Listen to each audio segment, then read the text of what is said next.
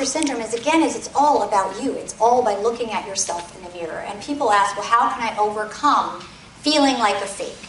And I'm going to give you some advice here that's fake it till you make it. And you've probably heard this, but have you ever heard that if you smile, it actually changes your entire disposition? Well, if you exude success, project success, as Julie said this morning, treat yourself like the successful business owner that you want to be, and dress the part of where you want to be in the future, you actually will overcome the imposter syndrome and become more successful. You'll start drinking your own Kool-Aid before your clients even come in the door, which is actually a beautiful thing. The next pillar is called passion. In Italian, it's passione, and it is really a beautiful word, isn't it? And one thing I want you to think about with passion is going back to the beginning and your purpose. And the reason why I use the mantra, create your purpose, live your passion, is they're usually tied into each other. And so it's really hard to tap into your passion if you don't know what your purpose is. And so think about the types of jobs and clients that you love. And I was talking to someone at lunch, and she said, I really am having a hard time figuring out what I love to do and what my niche is. And I think there's a lot of pressure that we have to figure out our niche right away. And I don't know about you guys, but it took me a few years to figure out what my target market was and my niche was, because I was studying. I was experimenting. I was working with people to figure out what I loved, what I didn't love. And so think about, once you get that, once you're like, I love that, then try to find those clients and that target market and that ideal client. And if you don't love it, then you want to say no to it. And there was just an interesting conversation on the NAPO chat about this. And I thought it was really fascinating about whether people should say yes when it's not their target market. And some people said, well, I say yes to it because the economy's bad and I need the money. The only problem with that, again, is when you say yes to someone that's not your target market, you're probably saying no to someone that is, that might have called you, and now you've got no room. It's also eating away at you, and I don't care what you say, because it's not something you love, and you're going to lose the passion for your work. If you are working with projects for now that you don't love, and they're not your passion, then figure out other ways to bring the passion back into your business. That could be writing. So you could go to a client, and it may be sort of a mediocre project. You like it, but you don't love it. It's not your passion within this industry. Then write about your passion. Blog, write some articles, tip sheets, write a book. You could speak about what your particular passion is within organizing, even if you're not doing that right now. And of course, that's if you're comfortable. You could create products if that's your passion. What's really interesting is I don't consider myself, when I was doing Hands-On Organizer, a product person at all. Like, Jerry Dansky's like the queen of products. It's like, you go online and you check with her and you say like, hey, But basically, I was really good at other things. And so when it came to products, I would either go find other organizers, post on the listserv, or I'd just say to my client, I'm not the product woman, I'll go online with you and I'll take a peek and everything, but I don't have a million products in my bag of tricks. And so it's okay if that's not your passion. And so you really need to figure out what is your passion within your business and tap back into it. There's also a natural progression to a business. So you need to know when to say no and move on. And sometimes you try things that bomb. I remember years and years ago when I first decided to start offering teleclasses. Oh my God, I was so excited. I was going to offer my first teleclass. And everyone says, put it on the calendar, send it out to your list, get a teleclass line, and then do it. And that's the only way it will happen. So that's what I did. And I got on the phone with my husband to practice. I wanted to make sure the system worked and the recording worked and everything. And he was kind of laughing and not taking it seriously. I was like, no, pretend you're on the phone with me, And the night came and he said, well, do you want me to call in? Just so you have an extra person on the line? And I said, nah, that's fine. Don't even bother. No one. No one. It was one of those free teleclasses, and I don't remember what year it was, 2004 or 2005, whatever. Here's the interesting thing. Sure, was that a bomb? Was that a complete and utter failure? You could look at it that way. It wound up being a wonderful thing for two reasons. One, it was great practice. Great practice. Two, the content that I developed for that became one of my core keynote presentations that I started delivering in my speaking, because I developed the content for the teleclass. So I got a phone call, coincidentally or not, very shortly after that, can you deliver? And it was that topic, and I went, absolutely, I can do that. So, was the universe paying attention? Who knows? But it wasn't a big coincidence to me. And if you look out at people that you consider successful, they have had a lot of failures. Maybe they don't talk about it, but really the great thing about successful people is they're able to take those failures, dust themselves off, course correct, and move on. And so resilience is really, really important, and being able to decide that nothing's actually a failure. Nothing is a failure in your business. And the most successful people will actually freely tell you, tried that, bombed, but then, you know what, turned it into this. And so repurpose everything you got. Now, if you want to be a thought leader, then you need to come up with your own intellectual property and your own content. But I will be honest with you that a lot of people are really scared to do that. And the reason they're scared to do it is because it really puts you out there. Because as soon as you become a thought leader, guess what happens? People disagree with you. And if you're ready to step into that power and have some healthy debate, then you're ready to be a leader as an entrepreneur. And being a leader means that you are a leader to your tribe. A lot of you have major followings now on social media, on Twitter and Facebook. They're looking to you to be a leader. If you have a team, whether that's independent contractors, employees, as you heard Janice Russell talk about today when she talked about multi-person businesses, if you have a team, they need you to be a leader.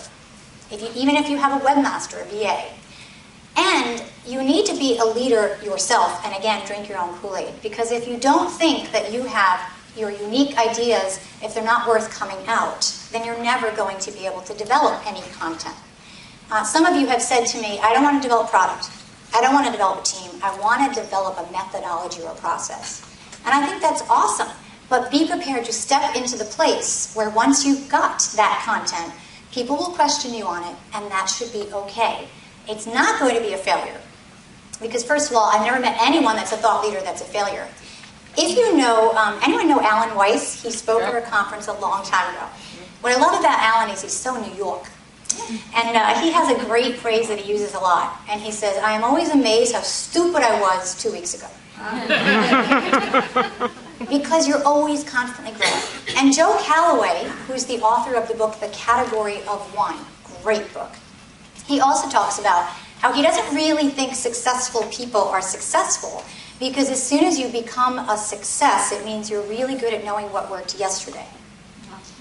That in order to be a true success, you need to always know what's going to work tomorrow. So he said, once you achieve success, step to the left, step to the left, step to the right. Because the minute you get there and you hang out, you're getting old, which I think is an interesting concept, that you always need to keep it fresh and always need to be growing. The last thing I want to talk about under this pillar, under passion, is that you need to take calculated risks. And the reason I call it that is that it's great to stretch yourself, but do some foresight and some thinking about it.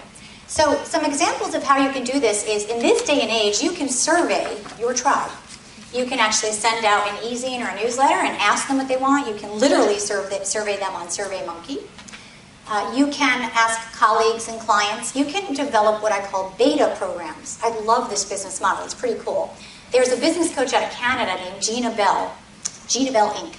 And her business model is developing beta programs and products, having people come in at a lower rate because they're beta, being her guinea pigs, giving her feedback, and then she does a real launch. And I've decided to adopt this for a few of my programs and products now, and the people that are your beta testers love it.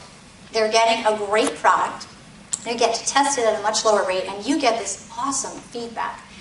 The other option is you can also ask them what they want you to build for them. So you can either build it and see if they'll come, or see if they'll come and then build it. There's another coach, she's not a coach actually, she's a sales expert named Lisa Sasevich. She's actually from San Diego. She just had a big event. And she does this all the time. And she admits it. She's like, I put something out to the list, and I'm like, hey guys, I'm thinking of developing this. Anyone interested, sign up in the priority list. If I get enough people, I'll create it. Like, brilliant. Now you're actually creating what you know they want. So if you're going to stretch yourself and take risks, take calculated ones. Give it some thought. Figure out what your market wants. And figure out ways that you can offer things to them. Sales, special events, think about all the different ways that you can bring things out to them. So you came here today with an appetite to learn, to grow, to stretch yourself. hopefully you learned a ton in the session. But you probably also learned a ton out of the sessions. Because I don't know about you, but when you go to some of these events, you do learn a lot from the actual speakers, right? But there's a lot of stuff that goes on in the hallways. And I mean really good stuff. So hopefully you had a chance to really network with each other and ask each other questions.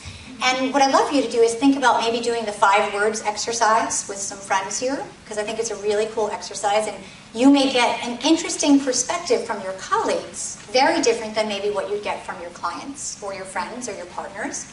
And so think about that also, about doing some of this work with each other. And I think that we're a great industry in terms of collaboration, and I think collaboration is key. And so think about things like joint ventures with other organizers. There's really no such thing as competition. There's co-opetition, which is cooperative competition. So you could do a trade show or expo booth together. I've actually seen organizers advertise together. Literally, one ad, they're both standing there and it says something like 2 approaches, 2 businesses, give us a call or something. And I'm like, well, they share the expense, you know, and it's like, why not? If you're unique enough in your brand, it will work. They'll be able to differentiate very quickly based on the different business models or the unique brilliance that you're bringing out. You can write an article with a colleague. You can present. I'm presenting next April at the NAPO conference with Monica Rickey. Geraldine and Scott presented here for you today. So there's lots of ways you can collaborate and share the love and share the expense with your colleagues. And I think that's something we all need to think about as an industry. And I think we do a good job of it, but we probably could even do a better job. I want to remind you of what we opened with. Your definition of success. That may have evolved today based on what you heard. You may have added some things to your absolute yes list, to the things that will guide your business going forward. You may have added some things to your just say no list. Nope, don't want that, and that's okay. And you may have decided that there are some things that you want to outsource and delegate so that you can let go and grow. And I hope that happens.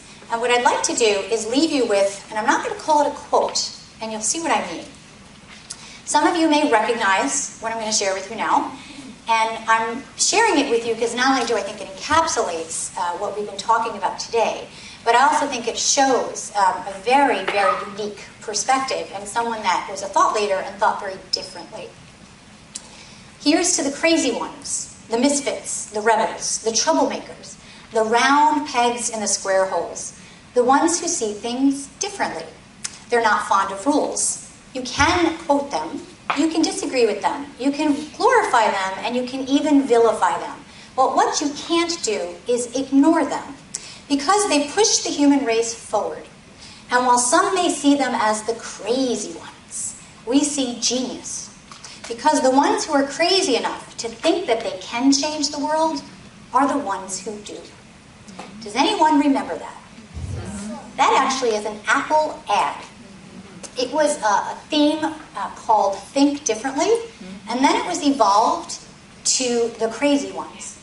That came, supposedly, from the genius mind of Steve Jobs, who it's appropriate to bring up because we're so close to the Silicon Valley here in Sonoma Valley, and because we just lost him last year. And he's a very typical example of someone that was a crazy one, who pushed things forward, who pushed the envelope, and who was a thought leader who put himself out there. And whether you vilify him or glorify him, you could not ignore him. And you certainly couldn't ignore the brand that he created. So I'd like to leave you with dream big, stake your claim, and create the future you desire. And it has been my absolute pleasure, I'm thrilled to say, to be among a lot of crazy people today. And now I want you to go out and change the world. Thank you.